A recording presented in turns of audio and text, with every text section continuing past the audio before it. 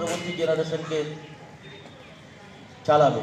কারণ থিয়েটার এই শিক্ষা দেয়, মিলিত হওয়ার শিক্ষা, আদর্শের শিক্ষা, সমাজ গঠনের শিক্ষা, মানবিক মূল্যবোধ তৈরির শিক্ষা সমস্ত থিয়েটার দেয়। তখন বাকি সব জিনিস প্রায় অমূল্য হয়ে পড়ে, প্রাধান্য পেয়ে যায় জীবনে থিয়েটার। যে মানুষগুলো আজ আছেন তারা এই থিয়েটারে নিবেদিত প্রাণ, আমরাও তাদের কাছ থেকে শিখেছি, জেনেছি। মনোজ মিত্র আমরা এখানে দেখো লেখা আছে যে বঙ্গ নাটকে মনোজ মিত্রের প্রভাব। মনোজ মিত্র একজন নাটককার, নাটক লিখতেন।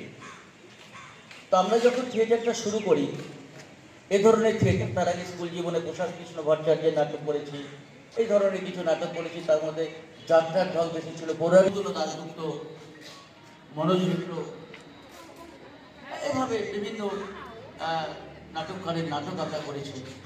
মহিষ চট্টোপাধ্যায়, বিভিন্ন জনের নাম বলা যায়।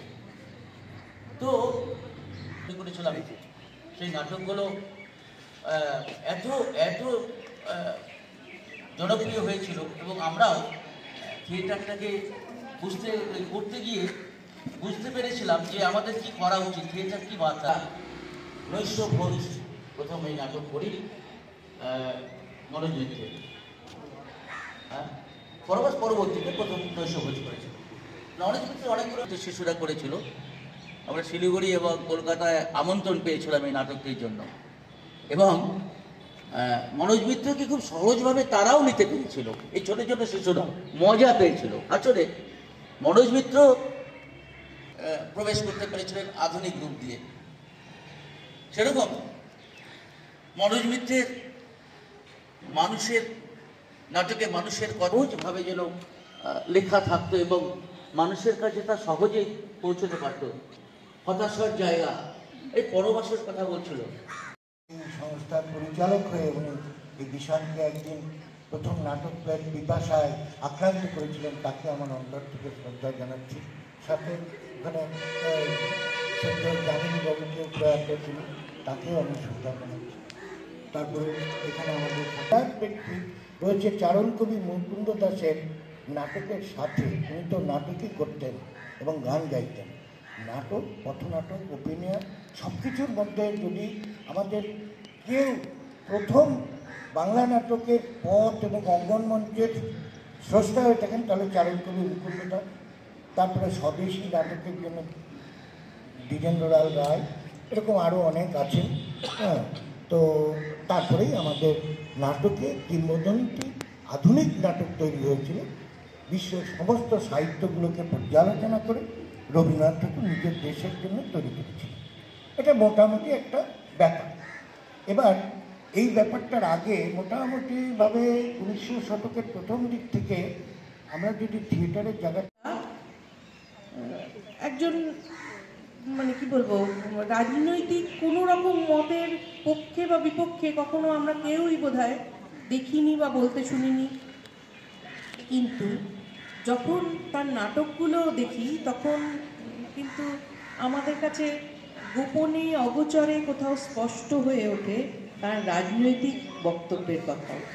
যেমন যদি রাজনৈতিক পথ পরিবর্তন হচ্ছে পশ্চিমবাংলার ইতিহাসে, এবং জমি আন্দোলন তৈরি হচ্ছে পশ্চিমবাংলায়। জমিদার জোরদারের হাতে থেকে জমি নিজের করে রাখতে পারছে, কিন্তু খানিকটা প্রভাব বিস্তার করে বলে আমার মনে হয়। বা যেরকম বলছিলেন যে কাক চরিত্র, যে মানুষ যখন মানুষকে এসে একজন লেখককে এসে কবিকে এসে তিনি কাকটা বলছেন যে কথাগুলো, সেই মনোজবাবু মানুষ হিসাবেও ওরকমই ছিলেন। একজন নিপাট পরিপাটি একটা মানুষ, একটা সংসারী মানুষ, এরম ছিলেন। এবং আমরা তখন ছাত্র, মনোজবাবুর কাছে মনোজবাবু তখন নাটক বিভাগের প্রধান। আমরা তখন ছাত্রসুলভ দাবি দেওয়া নিয়ে মনোজবাবুর কাছে গেছি, উপস্থিত হয়েছি। মনোজবাবু বললেন যে ঠিক আছে বসো, আমি খবর পাঠাই। তো উনি কর্তৃপক্ষ খবর পাঠালেন যে ছাত্রদের দাবি এই দাবি আমাদের একদম নিতান্তই ছাত্রসুলভ দাবি দেওয়া, আর কোনো দাবি দেওয়াই আমাদের ছাত্র জীবনে থাকতো না। এখন দেখি যে বা শুনি যে নানান রকম দাবি দেওয়ার প্রয়োজন হয়, কিন্তু আমাদের তখন নিতান্তই ছাত্রসুলভ দাবি দেওয়া থাকতো, ক্লাসের দাবি বা ক্লাসের অন্যান্য যে সমস্ত পরিকাঠামো শিক্ষার জন্য সেই সমস্ত দাবি এসবই থাকতো। তো আমরা গেছিলাম। আমি সব লেখাগুলো জাস্ট ওই প্লে মঞ্চে নামাই আর কিছু। তো ওনার কয়েকটা ব্যাপার মানে ওনার লেখা নিয়ে বললেন, আমি লেখা নিয়ে বলছি না, বলতে পারবো না। আমি শুধু অভিনয় নিয়ে কতগুলো কথা বলি। মানে আমার শোনা অ্যাকচুয়ালি সুন্দরমের সঙ্গে রিলেশন আমার খুবই ভালো। কারণ আমার গুরু দেবব্রত দাস ওই দলেরই, আর ওই থ্রু দিয়ে আমি সুন্দরমের শুদ্ধ মনোযোগ ছাড়া সবার সঙ্গে আমার খুব ইন্টিমেসি। তো আগেকার পুরোনো নাটকগুলো আচ্ছা, সুন্দরম হচ্ছে আমাদের মনোজবাবুর নিজস্ব দল, নাটকের দল। আচ্ছা আচ্ছা, সরি। তো সেই নাটকের দলের সবাই আমার খুবই বন্ধু ছিল, এক্সেপ্ট মনোজবাবুর পাশে যাওয়ার, সামনে যাওয়ার সাহস হতো না। একদিন এরকম ফাঁকা চোখে দেখালো, আমি ভাবছিলাম যাবো নমস্কার করবো, কিন্তু তারপরেই মনে পড়ে গেল, ওরে বাবা এই লোককে তো সেই শত্রুর ওই ভিলেনটা, কাজে যাওয়া যাবে, এক্ষুনি পিছিয়ে একটা করে ফেলবে। যাই হোক, তো মানে ওনাদের মুখে শোনা যে মনোজবাবু স্টেজে কত সাবলীল ছিল, পারফর্মিং আর্ট স্টেজে সংলাপ অনেক সময় হারিয়ে যায়, ভুলে যায়, অনেকেরই হয়। আমি সবারই দেখেছি, কারণ দেখিনি এমন বলবো না। গৌতমবাবু স্টেজে সরি বলে বেরিয়ে গেছেন, তারপরে ঢুকেছেন, এরকম সবার ক্ষেত্রে আছে। যে সব থেকে বেশি প্র্যাকটিস করে তারা সবার থাকে। তো মনোজবাবু একদিন দেখে এরকম সংলাপ হারিয়ে ফেলেছে। ওনার কথা মানে ওনার বলাই ছিল সবাইকে, যখন স্টেজে সংলাপ হারিয়ে যাবে আমি ভিনসেন্ট পাশে আসবো, কেউ একজন বলে দেবো আমার পাশে। তো উনি করেছেন কি, যথারীতি হারিয়ে গেছে সংলাপ, হাতে একটা সিগারেট জ্বলছিল কোনো একটা নাটকে, উনি পাশে উইন্সের পাশে গেলেন, দেখলেন যে কেউ নেই, বললো না। তো ওনার ওই ম্যানারিজম দিয়ে উনি চারটে উইন্স চারদিকে ঘুরে এসে তারপর ওনার নিজে নিজেই সংলাপটা মনে পড়েছে। ওই জায়গাটায় ভুলে যাবে অ্যাকচুয়ালি কেউ ভাবেনি, তার জন্য উইন্সের পাশে কেউ ছিল না। বহুবার করেছে, কেন ভুলবে এনাম একটা। তো সেই দিনকে ওনার মনে পড়ে গেল, হঠাৎ নিজেই হয়তো মনে পড়ে গেছে বা এরকম একটা কিছু হয়েছে। হওয়ার পর এবারে অনেকেই তটস্থ কী ব্যাপার, এতক্ষণ তো সময় উনি নেন না, এরকম স্টেজে পাকাচ্ছেন যেমন, একবার ওদিকে একবার ইংলিশে একবার ইংলিশে কী ব্যাপার। দর্শক কিন্তু দেখে বুঝতে পারছে না কী হয়েছে। দর্শক ভাবছে বোধ হয় উনি একটা সিগারেট জ্বালিয়েছেন, সেই সিগারেটের ছাইটা কোথায় ফেলবেন ওইটা খুঁজছে। তো এইবার ওনার যখন মনে পড়ে গেছে তখন উনি ভেবে নিয়েছেন কী বলবো। বলার পর তারপরে উইন্সের পাশে একদম সামনে এরকম একটা নেমে এসে এইবার পেয়েছি বলে সিগারেটের ছাইটা পেলে সংলাপটা ধরলো। যখন সংলাপটা ধরলো তখন সবাই বুঝতে পারলো রাত্রিবেলা আমাদের কপালে খুব গালাগালি রয়েছে, আমরা সংলাপটা কেউ দড়িয়ে দিই। দর্শক কিন্তু কিছু বুঝতে পারলো। একবার মিউজিক, আমাদেরই পরিচিত একজন বাজাচ্ছিলেন, তো মিউজিকের কিউটা ভুল করেছে। ও জানতো যে আজকে আমার মিউজিক মানে জাস্ট শেষ হবে, নাটকটা শেষ হবে, কার্টুন কল হয়ে যাবে, আমার জুতো পেটা আছে, তো জানতো। ও লাস্ট মিউজিকটা বাজিয়ে বেরিয়ে চলে গেছে। ও আর জানে জুতো পেটা পড়বে, ঠিক একদম যখন নাটকটা শেষ হলো জুতো একদম ওই চেয়ারে গিয়ে পড়বে, অন্য কোথাও না, একদম ওই চেয়ারে গিয়ে পড়বে। যাই হোক, ওকে নিয়ে একটু অশান্তি চলছিল। তখন ওই আমার এক বন্ধু দিগ্বিজয় বলে, যেহেতু ওই সব ব্যাপারেই নাক গলাতাম, তো আমার বললো সুন্দর মিউজিক কে বাজায় বলো, আমি একজনকে চিনি। বলে না, ওই সব দলে বাজায় বললে হবে না, আমাদের সঙ্গে ক্লাস করবে, একজন বাজায়, মানে একজন আছে, সে আপনার দল ছাড়া কোথাও বাজায়। মানে এইরকম লোক আছে, মানে এইরকম লোক আছে।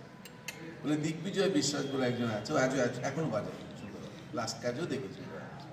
তোকে আমি বললাম যে তুমি একবার যাও, দেখো কি ট্রেনিং, একবার সামনে ওনার পড়ো, কী বলেন তুমি দেখো। তারপরে উনি গেছে, দিগ্বিজয় গেছে, কী হয়েছে আমি আর জানি না। তারপরে 3 দিন 4 দিন কয়েকটা সময় যাওয়ার পর বারবার আমাকে দিগ্বিজয়ের ফোন আসছে, ফোনটা থেকে আর কেটে দিই, আমি নিশ্চয়ই গালাগালি খেয়েছি, আমার মনে হয় বলবে।